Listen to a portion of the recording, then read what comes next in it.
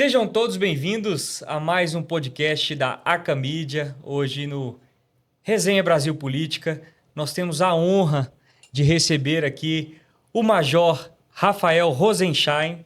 A pronúncia está certa aqui, Major? Olha, acho que foi a primeira vez que pronunciaram o meu sobrenome certo Olha só. pela primeira vez.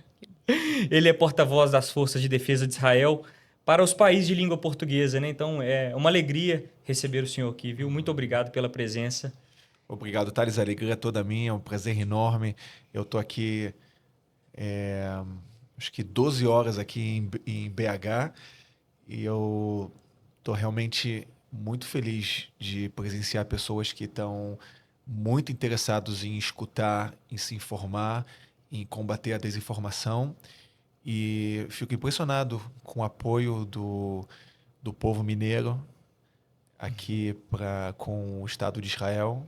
É sempre uma alegria enorme poder não somente sentir lá de Israel, mas poder presenciar o apoio do povo brasileiro e especificamente do povo mineiro com o Estado de Israel.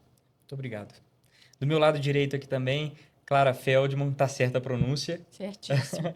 Uma alegria te receber aqui com a gente, Obrigada. nesse bate-papo, né? Sim, Em tanta coisa que a gente precisa ouvir, falar e comunicar e aprender também, né? Então, alegria minha muito obrigado. também. Eu que agradeço.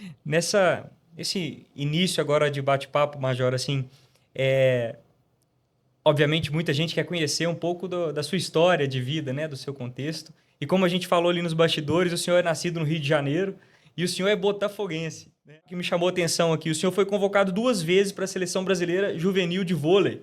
Boa, como você Isso, sabe disso? olha, a gente tem uma equipe ali por trás ali que o pessoal não brinca em serviço, não. Uau! Conta um pouquinho pra gente dessa sua fase, da sua trajetória na sua vida. Olha, eu sou realmente nascido no Rio de Janeiro. Metade da minha vida foi aqui no Brasil. Eu tenho 42 anos, 21 anos eu morei no Brasil e em 2004 eu imigrei para Israel. Estudei Direito e entrei nas Forças Armadas israelenses. No Brasil, fui criado no Rio de Janeiro. Realmente fui jogador de vôlei.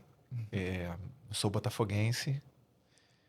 E quando eu cheguei em Israel, quando eu terminei meus estudos de Direito, eu entrei nas Forças Armadas israelenses. Durante 18 anos eu fui advogado do Exército Israelense, fui advogado da Marinha, fui advogado do Comando Central, fui promotor militar. E nesses últimos 2 anos, depois do 7 de outubro, o Exército Israelense precisava de um porta-voz que fala português pela primeira vez. Nunca teve um porta-voz que fala português nas Forças de Defesa de Israel. Nós temos porta-vozes que falam espanhol, francês, inglês, russo, alemão, e nunca teve um porta-voz que fala português. O Exército entendeu que, nesse momento, a desinformação no Brasil é tão grande, o povo brasileiro é um povo que tem interesse enorme de entender o que realmente acontece lá em Israel, e surgiu a necessidade de ter um porta-voz que fala português. O povo brasileiro, em sua grande maioria, não fala inglês. Então, eu fui convocado para essa missão e desde então eu cumpro essa missão. Eu acho que eu já dei mais de 1000 entrevistas, mas cada dia eu percebo mais como o povo brasileiro tem interesse de entender o que acontece em Israel e apoia Israel, mas não tem os argumentos necessários para combater a desinformação. Isso é o que eu tento fazer, trazer os argumentos para o povo brasileiro poder combater essas narrativas enganosas que são tão grandes, que estão disseminadas aqui no Brasil. A gente precisa, né, Major, assim, dessa informação que chegue como verdade pra gente, né? Muitas vezes de forma distorcida, do jeito que a mídia, enfim, coloca pra gente e a gente fica refém disso tudo, né? Então, é de extrema importância, né? A gente agradece, né, aqui a língua portuguesa, os brasileiros, enfim, também, pelo senhor fazer esse papel tão importante pra gente. Eu que agradeço. Eu acho que é um prazer imenso saber que tem tantas pessoas aqui no Brasil que apoiam Israel, e eu me sinto preenchido profissionalmente de passar essas informações. Eu costumo dizer que de todos os cargos oficiais que eu tive no exército de Israel, essa foi a missão mais fácil. Porque é tão fácil, é tão lógico explicar o que acontece lá em Israel, é tão fácil explicar que essa guerra é travada entre um grupo terrorista e um Estado democrático de direito, um Estado democrático que quer viver em paz, um grupo terrorista que quer destruir o único Estado judeu do mundo, um Estado judeu que tem somente 22 mil quilômetros quadrados, que vive no meio de países árabes que têm 13 milhões de quilômetros quadrados. E se nós incluirmos também os países muçulmanos, são 17 milhões de quilômetros quadrados. É como pensar no Sergipe Sim, e todos os países aqui da América Latina. Essa é a proporção entre Israel e os países árabes muçulmanos. E Israel é acusado de ser expansionista, sim, né? Hoje eu perguntei hoje qual é a- o território de Minas Gerais. Falaram que quase 500 mil quilômetros quadrados. Ou seja, é quase 40 vezes o território de Israel. sim. Então, dizer que Israel quer se expandir, dizer que Israel não busca paz, isso é uma, isso é uma ameaça à lógica do ser humano, porque na verdade Israel já provou a todos que nós queremos a paz. Nós temos paz com o Egito, com a Jordânia. Há poucos anos atrás fizemos a paz com Emirados Árabes, com Bahrein, com Marrocos. Sim. Estávamos um passo para fazer, para normalizar nossas relações com a Arábia Saudita, mas infelizmente nossos inimigos ali na região, os grupos terroristas, querem evitar a expansão da paz. Eles querem destruir o Estado de Israel e entendem que a pacificação de Israel com países árabes é um obstáculo para a eliminação do Estado de Israel. E isso que todos precisam entender. Major, só um resumo das características da sua família. Tô te vendo de que pai, imagino que sejam religiosos. Pelo jeito, você fez a sua imigração, sua aliá para Israel, sozinho. Não, não foi a sua família toda, né? Eu casei e 3 semanas depois de casar eu imigrei junto com minha esposa e meus 3 filhos nasceram lá em Israel. Mas meus pais continuam morando no Aqui. Rio de Janeiro. Ah, Inclusive, eles estão nesse momento aqui em Minas Gerais e aqui em Belo Horizonte. Eles vieram prestigiar um te evento acompanhar, né? e também amanhã eu vou receber uma homenagem na Assembleia Sim, Legislativa e meus pais vão estar claro. lá também. Só em poucas palavras, qual foi a sua motivação, e agora estou sabendo da sua esposa, para ir para Israel? Eu amo o Brasil. Eu amo o povo brasileiro. O povo brasileiro recebeu meus avós de braços abertos quando nenhum outro país estava disposto a receber meu avô, quando ele sobreviveu aos horrores do Holocausto, sobreviveu às câmeras de extermínio de Sim, Auschwitz. E ele foi recebido em Petrópolis, no Rio de Janeiro. E sou muito grato pelo povo brasileiro por isso. Mas eu, como judeu, eu entendo que a minha história, a história do meu povo, foi no território de Israel.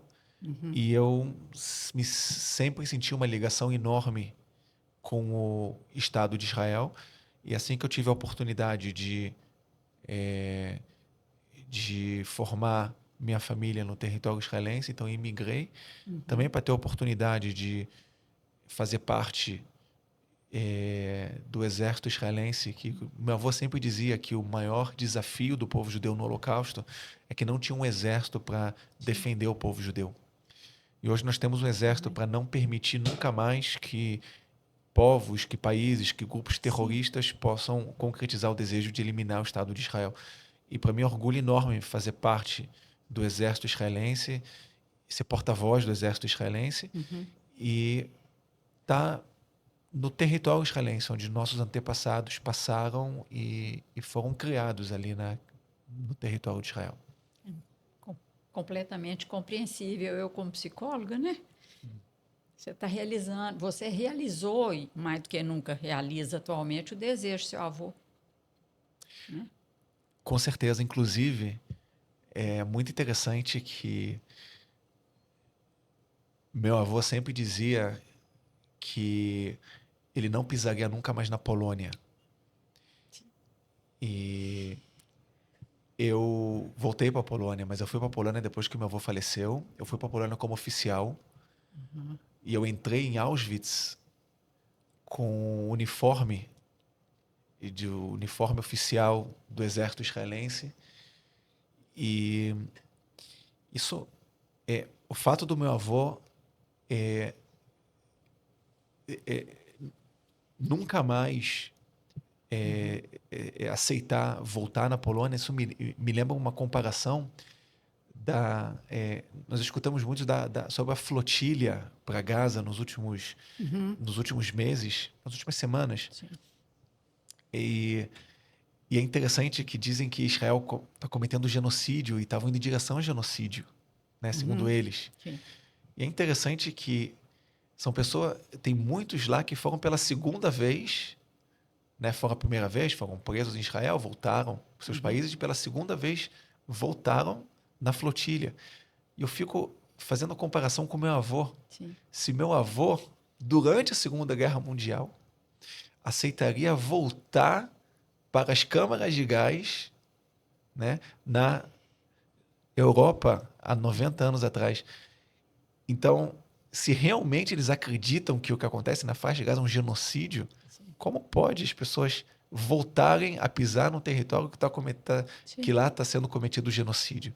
Isso só prova como é uma farsa, e para essas mesmas pessoas não acreditam que é um genocídio, mas infelizmente pessoas acreditam nessa farsa e nós estamos aqui para poder explicar, esclarecer, trazer fatos que comprovem o contrário. Major, já entrando um pouco nesse livro fantástico do senhor aqui, daqui a pouco a gente vai apresentar para todos aqui que nos acompanham, mas já entrando um pouco nos temas aqui, né, que o senhor muito bem abordou, como foi o dia 6? Como foi aquele final de semana? Como estava sendo os seus planos? O que o senhor estava planejando junto ao seu pensamento, sua organização como um todo naquele final de semana, principalmente no dia 6? Olha, era um feriado judaico, feriado de Simchat Torah.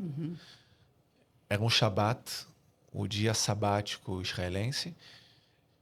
No sul de Israel estava tendo uma festa, as famílias estavam reunidas e nós não acreditávamos que o Hamas faria um ataque tão cruel como fez, que nós acreditávamos, nós tínhamos uma percepção que hoje nós sabemos que é errada, que o Hamas ama seu povo mais do que odeia Israel. Nós sabemos que o Hamas odeia Israel, mas não acreditávamos que o ódio a Israel é maior do que o amor ao próprio povo. Porque no 6 de outubro, até o 6 de outubro, trabalhavam em Israel 17.500 palestinos por ano, 18.500 palestinos todos os dias. Entravam de Gaza para trabalhar em Israel, recebiam um salário 6 vezes maior do que poderiam receber em Gaza. E 7.500 palestinos de Gaza recebiam tratamentos médicos no território israelense. E nós acreditávamos que o Hamas não faria um ataque terrorista tão cruel que depois desse ataque, palestinos não entrariam mais para trabalhar em Israel e nem para receber tratamentos médicos em Israel. E hoje nós sabemos que foi um erro enorme, uma percepção, uma concepção errada. Sim. E por isso nós exigimos o desmantelamento total do Hamas, a saída do Hamas do governo de Gaza, o desarmamento do Hamas e a desmilitarização do Hamas, que é a segunda fase do plano que está sendo elaborado ali na faixa de Gaza. Inclusive, era uma dúvida minha, assim, bem particular, sabe? Se não havia rumores, algumas coisas assim, nesse dia 6, pelo que o senhor falou, vocês nem cogitavam isso, né? Essa trama que estava sendo ali organizada por eles, né? Não, a nossa concepção era que o Hamas não faria um ataque tão cruel como esse, não causaria um mal tão grande à população da faixa de Gaza. Nós não acreditávamos nisso. Major, ficando ainda com o 7 de outubro, qual foi o seu envolvimento, sua participação como major do Exército? O senhor esteve próximo? Como que foi a sua vivência do 7 de outubro? Olha, no 7 de outubro eu ainda era advogado do Comando Central do Exército. E depois do 7 de outubro, como foram assassinados cerca de 1.200 pessoas, e lá em Israel, toda família que sofre um ataque terrorista recebe um acompanhamento especial. Sim. E esse acompanhamento começa com aviso oficial que é dado à família. Esse aviso tem que ser dado por um oficial com a patente de major. Sim. E não tinha suficiente oficiais nessa missão de dar aviso às famílias para ir em todas as casas. E esse aviso precisa ser dado imediatamente para que a família não descubra o falecimento de seu ente querido através de outras fontes. Assim. Então foram convocados dezenas de oficiais da patente de major para ir na casa das pessoas. Eu fui um deles. Eu fui em 4 casas. E realmente foi uma situação muito complicada, muito difícil. E quando nós acabamos essa missão, eu recebi o telefonema para atuar como porta-voz. Um porta-voz normalmente faz um curso de pelo menos um ano. Eu fiz um curso de 4 horas Sim. e já comecei a atuar como porta-voz, porque a necessidade é imensa e o povo brasileiro estava carente de um porta-voz que poderia passar as informações de uma forma direta em português. E desde então eu atuo dando entrevistas, acompanhando delegações em Israel, eu acompanhei ministros do Supremo Tribunal Federal, do STJ, acompanhei o governador de São Paulo, o governador de Goiás, Sim. e tive também em Gaza acompanhando jornalistas. E para mim foi um orgulho muito grande e continua sendo um orgulho muito grande poder representar o Estado de Israel e poder explicar o que realmente, porque não tem nenhuma pergunta que não tem uma boa resposta. A desinformação é muito grande e para mim sempre quando uma porta se abre na mídia, é uma oportunidade a mais de poder explicar, de poder combater a desinformação. Sim. Também sobre o seu livro, Major, inclusive, você que está nos assistindo aí, ó, A Guerra de Narrativas, esse livro essencial, né, para esclarecimento de muitas dúvidas, enfim. O senhor fala que a partir do dia 7 de outubro de 2023, começaram 2 guerras, né, Major? Conta pra gente sobre essa nova guerra, né? Essa segunda guerra. Olha, hoje em dia a guerra não é travada somente no campo de batalha, a guerra é travada também nas plataformas, na mídia social, nos meios de comunicação, e ela é não menos importante do que a guerra operacional, porque a, a guerra midiática influencia na guerra operacional, na legitimidade da guerra operacional. E, e por isso é muito importante a nossa atuação também nessa guerra de narrativas, porque a, a legitimidade do exército de Israel ela foi afetada, ou a resiliência do povo de Israel também foi afetada com tantas narrativas enganosas, e o inimigo também ele fica muito menos flexível quando nós perdemos a guerra de narrativas. Quando Israel é acusado de esfomear a população de Gaza, quando Israel é acusado de cometer genocídio, quando Israel é acusado de assassinar crianças, quando Israel é acusado de atuar de uma forma desproporcional na faixa de Gaza, o Hamas se fortalece, o Hamas ele, ele deixa de ter nenhuma flexibilidade nas negociações e não está disposto a pagar nenhum preço para o cessar-fogo, e o Hamas não dá valor nenhum para a sua população. Então a população pode estar sofrendo, pode estar pagando o preço da guerra, pode estar passando fome, as casas estão destruídas, mas o Hamas não está nem aí para o sacrifício da população civil da faixa de Gaza. E no primeiro momento que a pressão saiu de Israel e foi para o Hamas, foi o momento no qual o Hamas aceitou o cessar-fogo. E é muito interessante que essa pressão sobre o Hamas não veio do mundo ocidental. Sim. Não veio do mundo que deveria representar os valores cristãos, judaicos, os valores ocidentais, os valores de liberdade. veio justamente dos países árabes, muçulmanos, que pressionaram o Hamas a aceitar o cessar-fogo. No primeiro momento que o Hamas foi pressionado a devolver os reféns, o Hamas devolveu já todos os reféns vivos, ainda não devolveu todos que foram assassinados e os corpos que estão na faixa de Gaza. Mas aos poucos está fazendo isso, nós esperamos que o Hamas faça todos os termos do acordo, que continue e devolva todos os corpos que estão na faixa de Gaza. Ainda tem 8 corpos que estão nas mãos do Hamas na faixa de Gaza. É uma lástima que essa pressão sobre o Hamas veio tarde demais. Essa pressão poderia ter vindo no começo da guerra, a exigência de devolver os reféns incondicionalmente. São pessoas que foram tiradas de suas camas. Bebês foram sequestrados. Teve um idoso que foi sobrevivente do Holocausto que foi sequestrado. Foram mulheres foram sequestradas, foram estupradas em cativeiro pelo Hamas. E é inaceitável que o Hamas não foi pressionado para devolver os reféns incondicionalmente.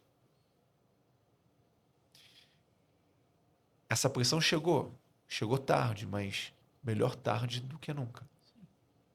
Major, qual que é a sua perspectiva e do grupo que você representa em relação à paz entre israelenses, nem vou falar todos os árabes, israelenses e palestinos? Olha, nós queremos a paz e nós entendemos que paz nós fazemos com inimigos. Mas a primeira condição para uma paz é que nossos inimigos precisam entender que o Estado judeu é eterno. Enquanto os nossos inimigos não entenderem que o Estado de Israel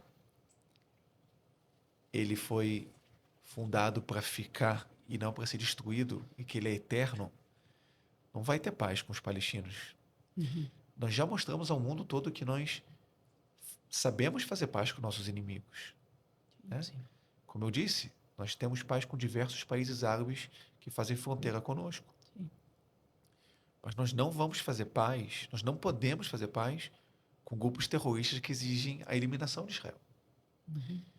Quando nós entregamos a faixa de Gaza para a autoridade palestina em 2005, nós esperávamos ter o início de uma paz. A autoridade palestina poderia ter criado um Estado palestino na faixa de Gaza. Mas o que recebemos em vez de paz? 500 quilômetros de túneis subterrâneos, 40 mil foguetes, armamentos, 7 de outubro, com 1.200 pessoas assassinadas, 5.500 pessoas feridas, 251 pessoas sequestradas. Quando você fala de inimigos, você está falando dos terroristas, e Hamas é um dos vários grupos de terroristas, ou você está falando dos palestinos de modo geral? Os palestinos não são nossos inimigos. Essa guerra não é travada contra os palestinos. Essa guerra é travada contra grupos terroristas que desejam a eliminação de Israel. O primeiro passo para uma paz com os palestinos é a eliminação dos grupos terroristas, e é por isso que eu fico pasmo de ver países que, por um lado, exigem a paz, a criação do Estado palestino e a paz na região, e, por outro lado, não exigem o desmantelamento dos grupos terroristas, como o Hamas e a Jihad Islâmica. Você não tem como criar um Estado palestino que vai ser controlado pelo Hamas. Hoje, se tiver eleições na Cisjordânia, o Hamas é eleito. Então, nós não podemos aceitar uma situação na qual nós vamos ter uma faixa de Gaza na Cisjordânia. O 7 de outubro ele não foi cometido na Cisjordânia porque o exército de Israel tem livre atuação na Cisjordânia. Diferente do que aconteceu na faixa de Gaza. Se o exército israelense continuasse atuando na faixa de Gaza desde 2005, nós não teríamos um foguete lançado da faixa de Gaza, como nós não temos nenhum foguete lançado da Cisjordânia em direção a Israel. Nós não teríamos um ataque terrorista tão cruel como foi no 7 de outubro. As pessoas precisam entender isso. É muito fácil exigir a criação de um Estado palestino, mas teria que ser mais fácil ainda para as pessoas entenderem que não se pode criar um Estado palestino para ser governado por um grupo terrorista. Aquilo que talvez parece óbvio para a gente, né? Isso a gente tem a gente pode deduzir e tudo mais, mas fica mais palpável, né? Fica mais claro para a gente, assim como no seu livro e agora te ouvindo. Eu queria linkar duas perguntas aqui. O senhor chegou a entrar em Gaza, né, durante o conflito. Também é bem particular isso, né? Mas qual é a sensação? Quais são os pensamentos de pisar naquele lugar ali? Olha, a sensação é que eu estou entrando em um território que poderia ser um território que está florescendo, um território no litoral, que realmente poderiam ter hospitais, poderiam ter mesquitas, poderiam ter parques de diversão, poderiam ter hotéis. Mas infelizmente o Hamas utilizou 1 bilhão e 200 milhões de dólares para construir 500 quilômetros de túneis subterrâneos, 5.000 entradas de túneis subterrâneos. Um território de É um absurdo. 365 quilômetros quadrados tem 500 quilômetros de túneis subterrâneos. Em vez de construir hospitais para o seu próprio povo, em vez de construir centros de habilitação, em vez de construir parques de diversão para o seu povo, escolas, creches. Essa é a grande diferença entre um grupo terrorista que exige a destruição de seu vizinho e um Estado democrático de direito que vive em paz.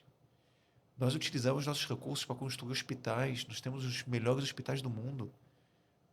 Nós vendemos tecnologia para o mundo todo. Nós temos escolas excelentes para educar nossos filhos, centros de reabilitação para atender nossos soldados feridos, para atender nossos civis que ficaram feridos na guerra, para construir bunkers.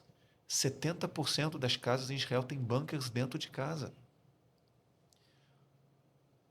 Veja a diferença entre o Estado de Israel, que constrói bunkers para os civis, e o grupo terrorista Hamas, que constrói os Os bunkers, que são os túneis, túneis sim. subterrâneos somente para terroristas.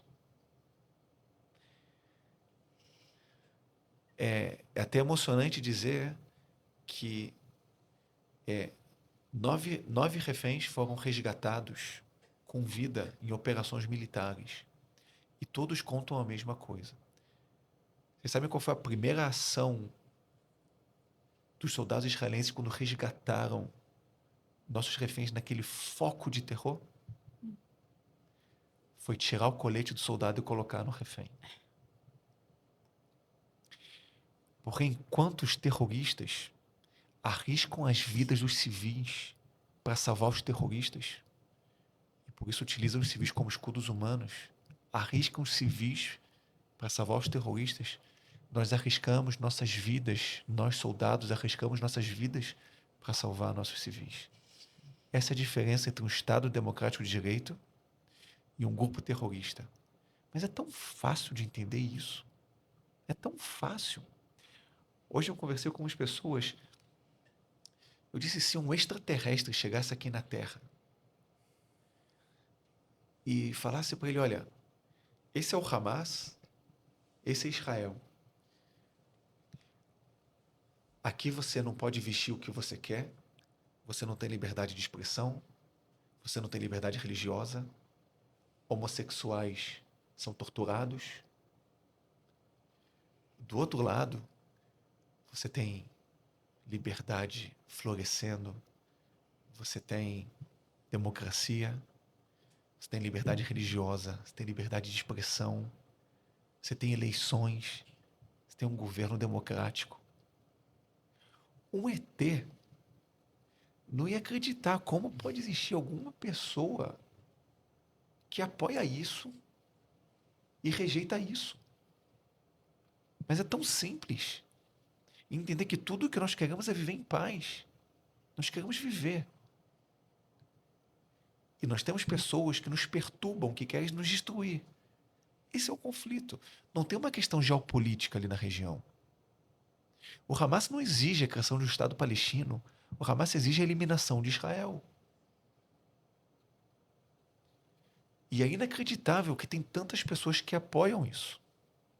E é por isso que eu estou aqui no Brasil. Porque é tão fácil de explicar.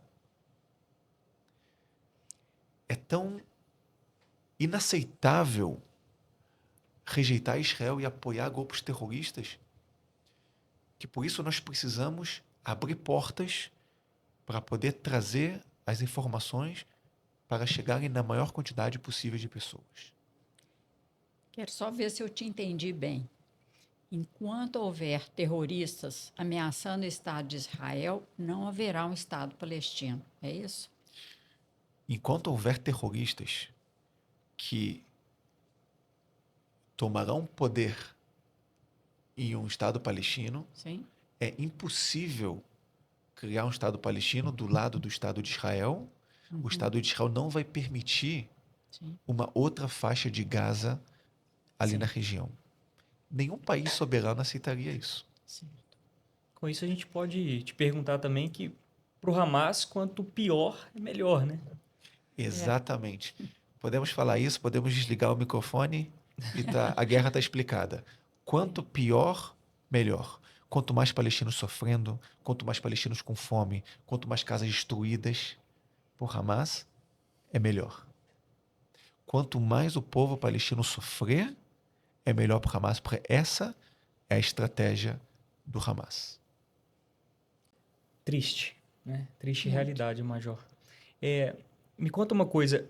Antes do dia 7 de outubro, o senhor já tinha passado por algo semelhante? Eu acho que a humanidade não passou por algo semelhante antes do 7 de outubro. O 7 de outubro foi o maior ataque terrorista da história. O povo brasileiro tem dificuldade de entender o que realmente foi o 7 de outubro. Eu vou tentar explicar da forma como o povo brasileiro vai entender. 5.000 terroristas invadiram o território israelense, assassinaram 1.200 pessoas, sequestraram 251 e deixaram mais de 5.000 feridos. O Estado de Israel tem cerca de 9 milhões de habitantes. A cada 1.000 pessoas no território de Israel, um foi diretamente afetado pelo 7 de outubro. A cada 1.000 pessoas, um foi sequestrado ou assassinado ou ficou ferido no 7 de outubro. O Brasil tem um pouco mais de 200 milhões de habitantes. Se um ataque terrorista como esse acontecesse no Brasil, ele afetaria 160.000 pessoas. 160.000.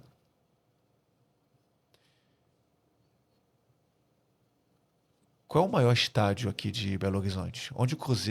Onde tem o clássico entre Cruzeiro e Atlético O Mineiro? maior é o Galo sempre aqui, né, Major? Mas O o maior estádio, qual é o maior estádio é o estádio? Mineirão. Mineirão. Mineirão, Quantas pessoas entram no Mineirão? 50 mil, de 50 a 70 mil pessoas. Imagina um Mineirão lotado. Seriam 3 estádios.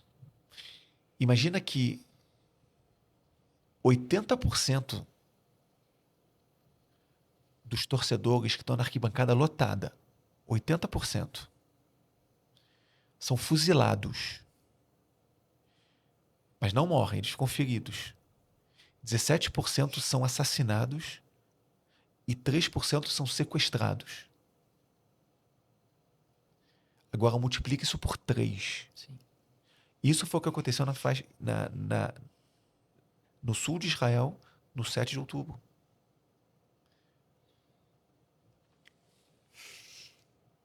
Se der tempo, Sim, ainda queria falar de uma coisa também muito preocupante. Além de todos os problemas que você resumiu aqui, tem um outro que, para mim, é gravíssimo.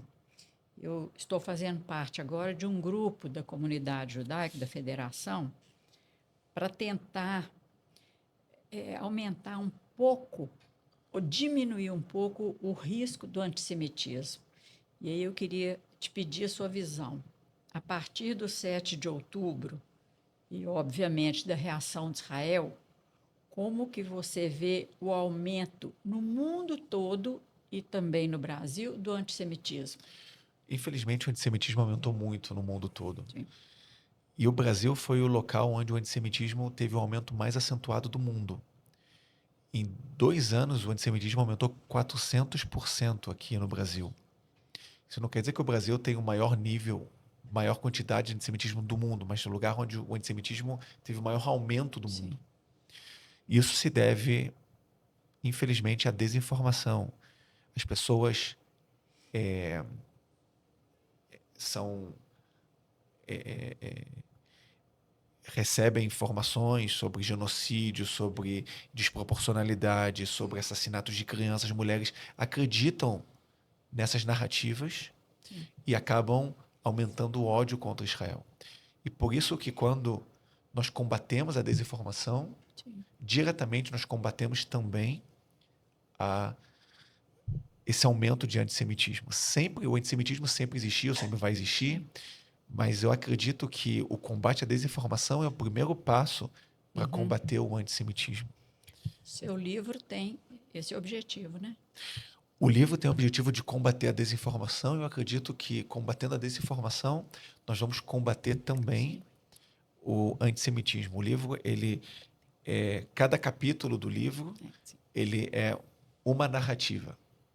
E cada capítulo nós trazemos fatos e dados e números para combater o antissemitismo, para combater as narrativas enganosas. Cada capítulo é uma narrativa diferente. E eu tenho certeza que o povo brasileiro, ele, em sua grande maioria, apoia Israel, mas ele não tem os argumentos para isso. E esse livro está dando os argumentos. E eu fico feliz que o povo brasileiro está buscando isso. Por isso que esse livro está em primeiro lugar de vendas na Amazon, na categoria. Essa semana, ele ficou em primeiro lugar também do Globo e da Veja. Isso mostra que o povo brasileiro está interessado em entender o que realmente acontece ali na faixa de Gaza. Poder receber informações para poder combater essas narrativas enganosas. Major, no seu livro, você traz uma situação bombástica, né? O senhor fala que mais de 10 pessoas ligadas aos órgãos oficiais das Nações Unidas estariam ligadas diretamente aos ataques do dia 7 de outubro. Estavam. Foram, infelizmente, trabalhadores da UNRWA, que é uma organização das Nações Unidas que tem responsabilidade em questões humanitárias na faixa de Gaza, que invadiram Israel no 7 de outubro, assassinaram, sequestraram civis israelenses. Mas não somente isso, nós temos informações, nós temos provas de túneis subterrâneos embaixo de centrais da UNRWA na faixa de Gaza. Nós temos diversas provas que mostram como os terroristas do Hamas utilizavam da UNRWA para fortalecer as ações terroristas na faixa de Gaza. E foi por isso que uma lei israelense proíbe qualquer relação de Israel com a UNRWA, porque a UNRWA estava tendo praticamente uma parceria com o Hamas ali na faixa de Gaza.